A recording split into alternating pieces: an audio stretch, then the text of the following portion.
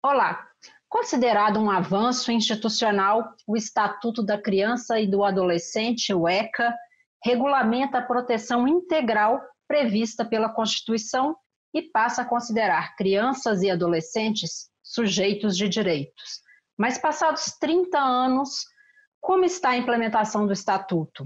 Como a sociedade avalia o ECA? Eu converso sobre o tema com a deputada Benedita da Silva, do PT do Rio de Janeiro, uma das lideranças que participou da elaboração do Código. Eu sou Daniela André e este é o Palavra Aberta, gravado em formato especial pela internet. Deputada Benedita da Silva, bem-vinda ao Palavra Aberta. Obrigada, Daniela. Obrigada pelo convite. Mais uma vez, estamos aqui.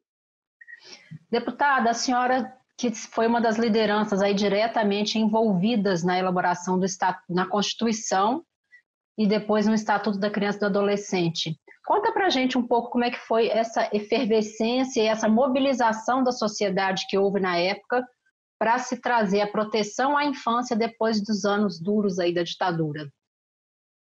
Olha, nós tivemos uma mobilização, Daniela, que partiu da sociedade civil, as igrejas, né, as pastorais da criança e do adolescente, e foi uma mobilização muito importante que envolveu as famílias, né, e a população dita de rua, naquele momento, tiveram o seu respaldo, já que o Estatuto da Criança e do Adolescente ele avança no sentido de dar uma proteção também jurídica e deixou de criminalizar as crianças.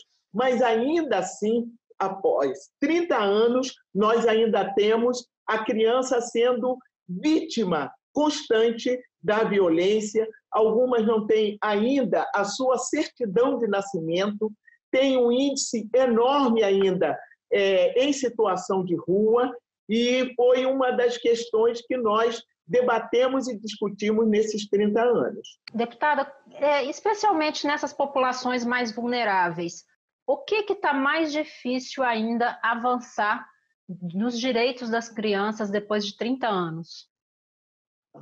É o cumprimento da lei. Por exemplo, nós votamos na Câmara o Fundeb. O Fundeb é muito importante para a assistência educacional, né, educação básica, e de que nós temos ainda hoje 48 milhões de crianças que precisam de ter o seu estudo contínuo, e nós garantimos agora para que a Constituição brasileira, a regulamentada que é nessas questões do direito da criança, possa inserir também esse direito. Isso é uma coisa importante, porque temos muita criança fora da escola ainda, mesmo com as condicionalidades que foram impostas em relação ao Bolsa Família, que a criança deveria estar na escola, vacinada e tudo mais. Falta o poder público fazer de novo o que a gente chama de uma busca ativa e fazer uma nova escuta sobre a questão dos 30 anos do Estatuto da Criança e do Adolescente, para avançar na implementação de alguns dos artigos que ainda não foram implementados pelos poderes e dar mais tranquilidade a essas crianças de não serem violentadas a cada dia, né? Morte, assassinadas e coisas dessa natureza, né? Agora, deputada, a senhora falou aí de um direito social, a educação, saúde, segurança também estão ainda pendentes de realização plena para a criança. Mas quando se fala da punição, ainda existe, a gente vê que existe muita crítica da população à maneira educacional, ao pilar educacional que é previsto ao ECA, em vez do pilar penal, como existia antes no Estatuto do Menor. Como que se trabalha essa informação ou é preciso mesmo atualizar as regras para o sistema socioeducativo?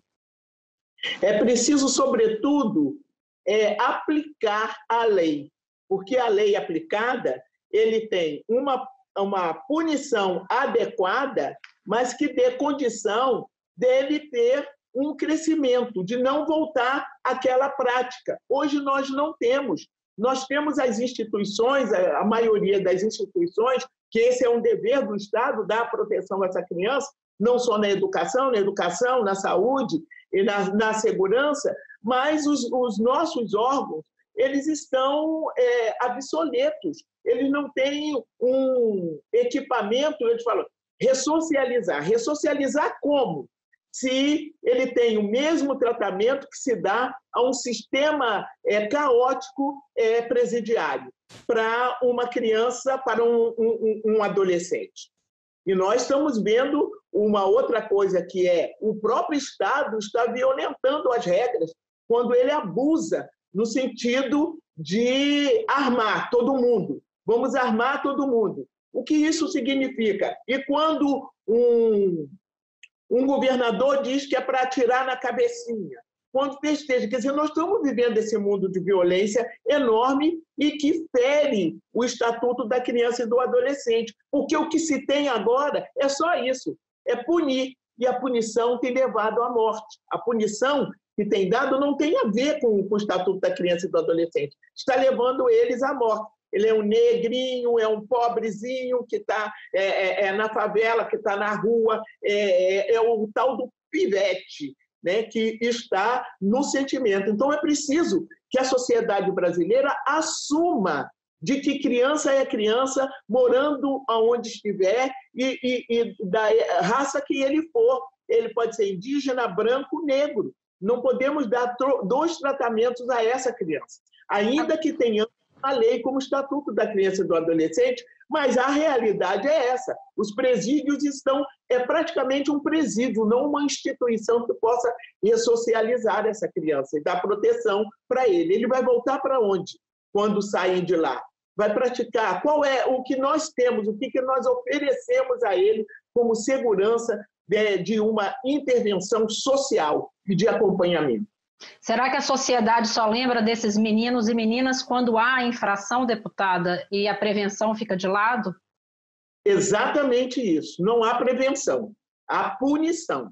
Então, sabe, foi lá, bateu uma carteira, né, pegou um objeto qualquer, aí tem essa punição. Aí a punição, ela não se estende só à criança, ela vai até o adulto, dependendo, principalmente, se for um menino pobre.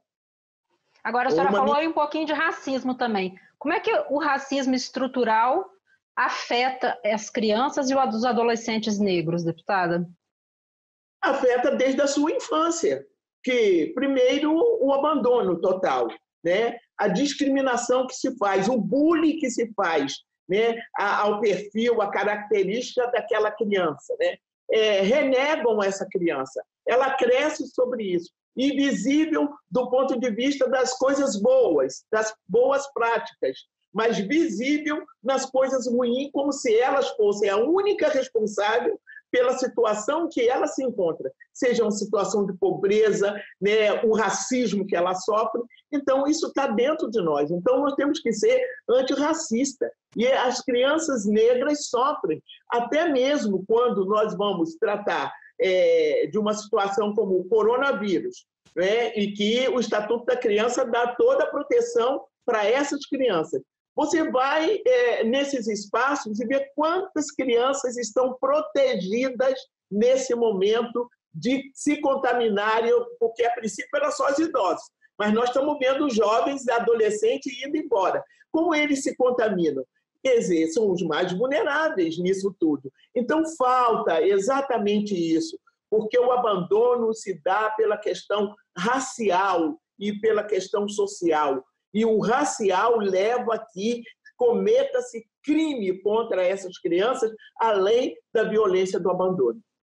Deputada, a gente está chegando no final, mas gostaria que a senhora encerrasse falando um pouco aí das suas expectativas e desejos para esse progresso aí na implementação do ECA.